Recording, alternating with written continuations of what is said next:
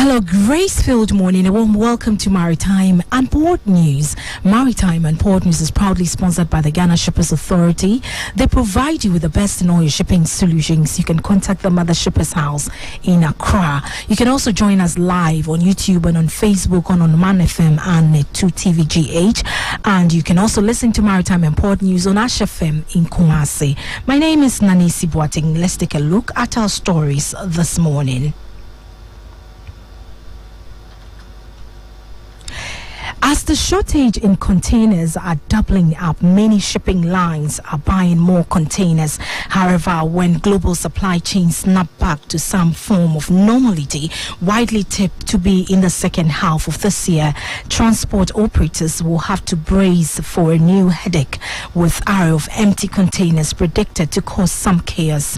When the supply chain normalizes, this will potentially create a pile of 3.5 million TEUs of empty containers from the Trans-Pacific alone, according to a new report from Denmark's Sea Intelligence. Now, the resolution of the operational bottlenecks problem will create a ripple effect, Sea Intelligence suggested, with the potential of overwhelming the empty containers depot in the US. Conceptually, the problem is the same in Europe as well as any other trade currently subjected to an elongated supply chain crisis. Logistics and freight forwarding giant Expeditors International has shut down most of its operation system after being targeted in the ransomware attack, the company has said. Now, the effect on this CETAL-based company operation have been widespread. The company said it was investigating the attack as it worked to restore power of 3.5 million TEUs of empty containers from the transport on that have been widespread. The company said it was investigating the attack as it worked to restore its system. It did not give an estimate when normal operations might resume. In other stories, government has reduced the benchmark value on general goods from 50% to 30%, as well as import discounts on vehicles from 30% to 10%. The reduction follows a consensus between Finance Minister Ken Ofori-Atta and the leadership of the Ghana Union of Traders Association, GUTA, Association of Ghana Industries, AGI, Institute of Freight Forwarders, and Ghana Revenue Authority. Maritime and Port News gathered from the consultative meeting that the government may implement the new adjustment in March 2022 as preparations are underway for a final announcement of the set day. The benchmark value discount policy was introduced by the government in 2019 in accordance with the World Customs Organization policy of regular review of valuation database. The Ghana Revenue Authority GRA had suspended the implementation of the reversal of discount on benchmark value until further notice. In a statement issued on Thursday, 13 January 2022, the authorities said the decision was to enable further engagement with all the relevant stakeholders. If you just join us, you're listening to Maritime and Port News.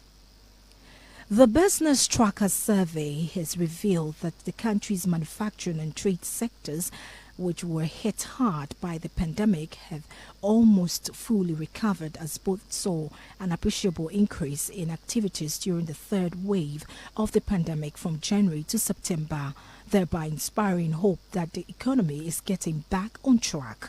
According to data published by the Ghana Statistical Service, GSS, the manufacturing sector's recovery during the third wave of coronavirus disease that swept the country has hit 96.9%, the highest recovery in all sectors of the economy. Now, this higher than the 80.2% and 88.9% recovery recorded in the first and second wave of the pandemic, respectively. With regards to employment, the sector has also saw a sharp decline in the number of staff that have reduced wages. Only 2.9% of sample companies responded that they still have workers on reduced wages after the third wave of the pandemic, compared to 12.2% and 7.7% respectively in the two previous waves. Furthermore, the manufacturing sector also experienced a 37.8% point increase in sales within the period, and the discussion as astronomical jump from the 7.7% and the 6.9% in the first and second waves, all pointing to the fact that recovery in the sector has significantly improved.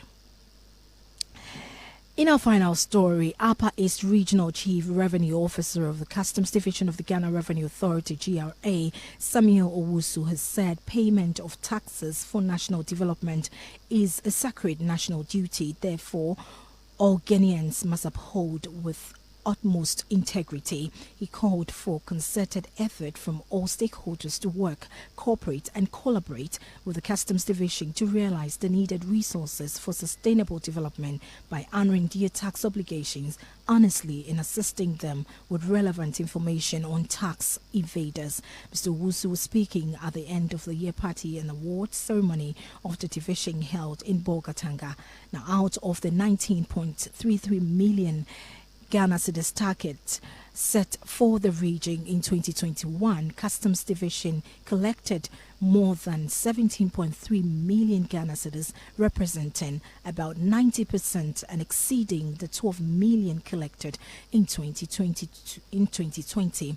Now, the regional commander announced that the region was allocated a target of 22.96 million Ghana cedis for the year 2022. So Wusu said the operations of the Integrated Custom Management System, that's the ICUMS, had been strengthened to facilitate trade, including processing and clearing of goods, and strategies mapped out to ensure effective patrolling and monitoring.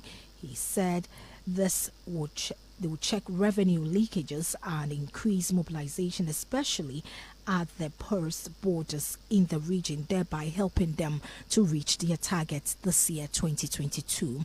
Now, on this note, to wrap up this morning's edition of Maritime and Port News. Maritime and Port News is proudly sponsored by the Ghana Shippers Authority. They provide you with the best in oil shipping solutions. You can contact them at the Shippers House in Accra. And also, for more Maritime and Port News, you can join our Facebook and YouTube live on Omanfm and listen to Maritime and Port News on FM in Kumasi. My name is Nanisi Boateng, my producer. Quick Wabuachi. Have a great day. Wake up to a fresh morning.